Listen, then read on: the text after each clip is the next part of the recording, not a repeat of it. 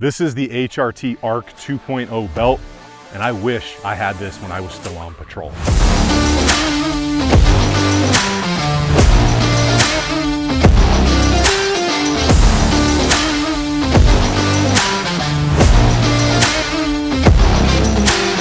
Welcome back to Iron Infidel, everybody. Make sure you get over to ironinfidel.com. Check out the battle bottles, the tumblers, the EDC gear, the fitness gear, and the softest clothing in the game at ironinfidel.com. And of course, subscribe to the channel. It is a huge help. We wanted to do a little something different and a little something special. So when you guys go to ironinfidel.com, we have a limited edition battle bottle sleeve in honor of Charlie Kirk. And it's not just so you can have a Charlie Kirk battle bottle, although we really want you to have one if that is your thing. 100% of all profits on the Charlie Kirk Memorial Battle Bottle are going towards charities, which is something that Charlie Kirk stood for. So get over to ironinfidel.com and get you a memorial battle bottle. Now, battle belts, molly belts, tactical belts have come an extremely long way in the past like 10 to 20 years. I remember walking around with the old school Alice gear, which is like Vietnam era stuff when I was first in the military. But when it comes to a modern duty belt or battle belt, the technology, not only in the materials, but how they are put together is extremely different than your old school woven Alice gear or your old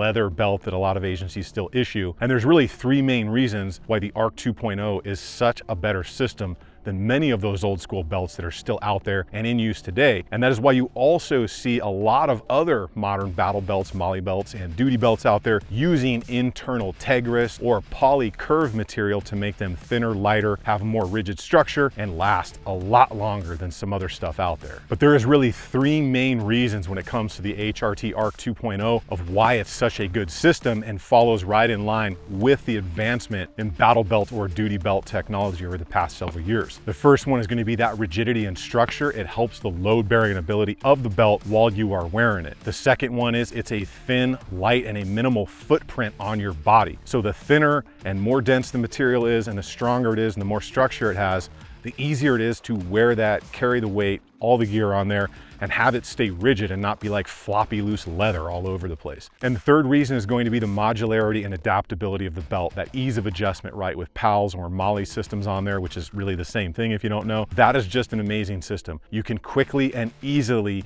put things on the belt with either malice clips, over the belt slides, screw style designs that are a mix between Molly attachment and screw attachment, or you can just attach them with the old school slip-on method if you have traditional pouches, and really remove them and move them around at your ease and leisure in a very small amount of time, making the belt system completely modular to your needs at any given time. And again, I remember having to wear that old Alice gear when I first went in the military before we moved into the Molly stuff, and I can tell you what we have access to now is far superior. But even with the Molly gear, we have various systems out there, from woven nylon, scuba webbing, Tegris nylon mix, Poly Curv, and mixed material, and all of them have their pluses and minuses. The ARC 2.0 is an adaptation of the Molly style belt with a continuous lining of laminated denier cordura, which is all laser cut, making it extremely smooth and clean so you don't have any tears, rips, or breakages. But the belt hides a lot of secrets within it to make it not only extremely rigid, modular, but help you bear the weight of all of your kit. The belt itself internally is made of a material called Curv. It's extremely rigid, light, and it's hydrophobic, so it will not absorb water. That material is patented and is somewhat like Tegris. However, instead of looking like carbon fiber, it has a flat appearance to it. You then have a layer of denier cordura, which is laser cut to match the belt and ensure you have a more low-key look, which is a mix of 500, 1000 in the key areas. It's a hook and loop system that works with any underbelt that has loop on it, as the hook material is on the outer belt itself. There's a micro adjustment system on the Cobra buckle and is internally controlled by a Velcro sleeve that you attach on the inside of the belt so it won't loosen under workload. It's got a 2-inch overall height, a 1-inch Cobra buckle out front, and you can hook carabiners and anything through the eyelets you need to secure gear or other items like gloves. The Curv material is continuous all the way around, and the tag end wraps into an internal sleeve so you don't have any non-rigid areas around the belt. Now, the quality of this belt system, the stitching is solid all the way around. It's doubled up and boxed in all of the key areas where it needs to be. The laser cutting ensures that the material doesn't have any weak areas. The same thing goes with the curved material on the inside. The laser cuts are all radiused for integrity and to ensure that they don't have corners which could tear. The HRT Alpine buckle, I think we all know, is the best in the business. If you don't know, those are commonly used in skydiving and many other applications like on scuba gear. But it's not just the belt that is new from HRT. They also have their new magazine pouches for pistol and rifle magazines, along with several other things like dump pouches and pretty much anything else you're going to need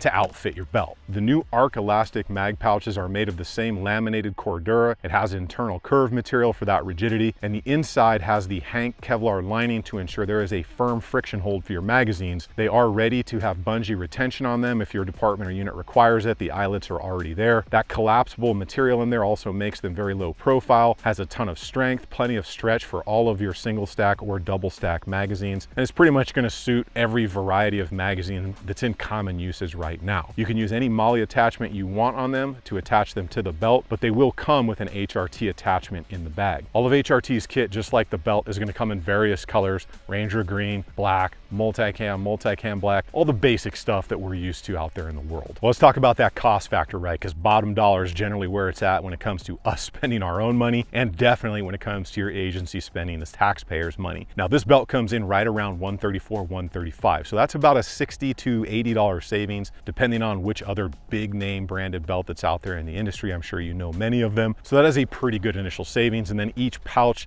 is going to cost a different factor of money, whether it's a single, a double, is it for your AR, is it for a pistol, what type of attachment. So all of those things could be a little bit different. But when it comes down to the basic pouch cost, you're looking right at $18, $19 for the pistol, and then you're looking right at about $27, $28 for the rifle. Everything that HRT makes is backed by a lifetime warranty, and everybody that has anything to do with the design of these items has either been in the military, has served on a SWAT team, or done both, and has probably done a lot of contracting work as well. They're pretty good about only having serious end users actually design their kit. So overall, when it comes to the cost factor, it seems to be you're going to save anywhere from 10 to 20% depending on the big name brand that you're going to buy it from. Are there cheaper ones out there you can get on Amazon? 100%. Are they going to last? I couldn't tell you because I don't use those ones. I generally only use quality stuff that I know is going to work. Now, would I actually use and carry this? 100%. In fact, I wish I had a belt that was this light, rigid, and thin when I was out there on patrol. The ARC 2.0 is literally less than half the thickness of most standard MOLLE belts that are currently out there. And that internal curve material and the rigidity of it is what helps bear the weight of everything you're gonna have on the belt. And you can literally feel the difference between this and other belts that don't have that internal curve material. There are no weak or flex point like in the front on a traditional MOLLE battle belt where you can twist it and move it around. It's just solid all the way around, again, which is gonna help you bear that weight on there. It's not gonna get any heavier if you're in wet environments, if that's your thing. It's far lighter, and that curved material is just insanely durable and is probably going to last a lifetime. So 100% without a doubt, I would carry this, and I actually wish I had had something this light, rigid, and strong out there on patrol because I got stuck in a leather belt for a great many years out there. But let me know if your agency is still stuck in the Barney 5 days of wearing leather, or if they're allowing you to get into modern belts like this system. Make sure you get subscribed to the channel. Check out ironinfidel.com for those battle bottles, the fitness gear, the clothing, the EDC stuff. We got what you need out there, and we'll see you on the next one.